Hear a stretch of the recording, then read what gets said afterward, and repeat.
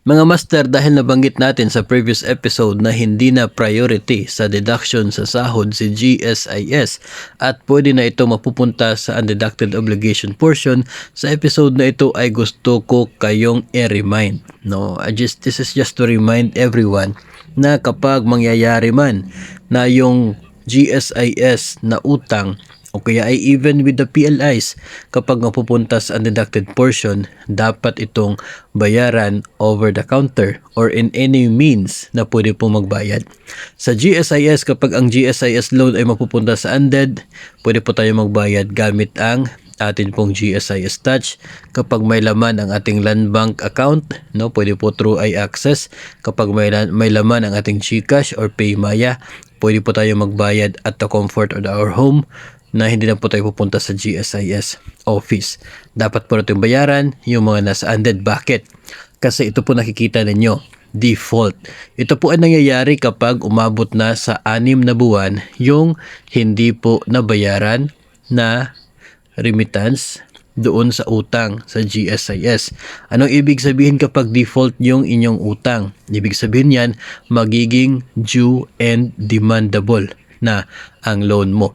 Kahit 15 years pa yung term, kung umabot ng 6 months na walang payment, due and demandable. Ibig sabihin, dapat na siyang bayaran ng buo yung loan na yan.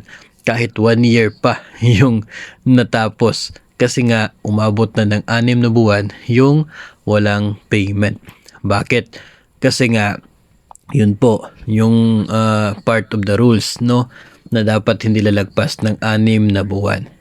So, kapag mayroong UNDED, particular sa GSIS, o kaya sa mga bangko, bayaran po natin yan. Ang sa GSIS, magkakaroon po siya ng total na 18% na penalty, interest. Ito po ay 18% per annum, compounded annually, compounded monthly. Ganun po until such time na fully paid ang loan na yan.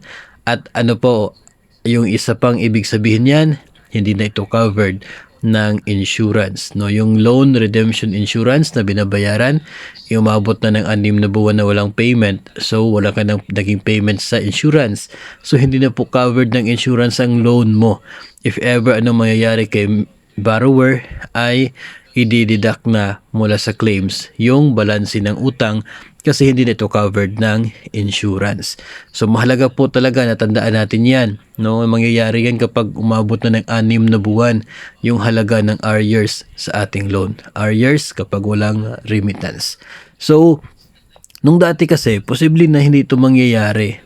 Maliban na lamang kung wala kang sahod talaga. Kasi nga, hindi naman sila napupunta sa UNDED. Priority sila before.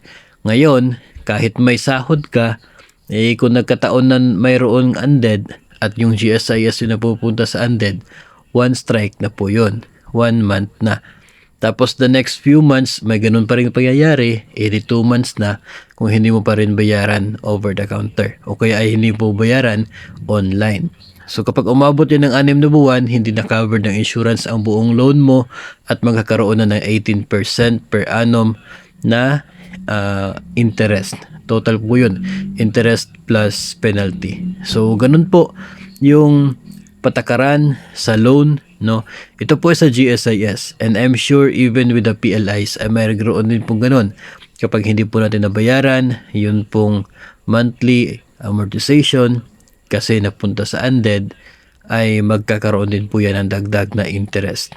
So, tayo po ay obliged na bayaran yan sapagkat tayo po ay mayroong kasunduan sa kanila na we will pay monthly sa that amount of amortization for a certain period of time. So, reminder lamang po na huwag kalimutan na bayaran ang mga nasa UNDED para maiwasan ang paglobo ng halaga ng utang sa GSIS man o sa mga bangko.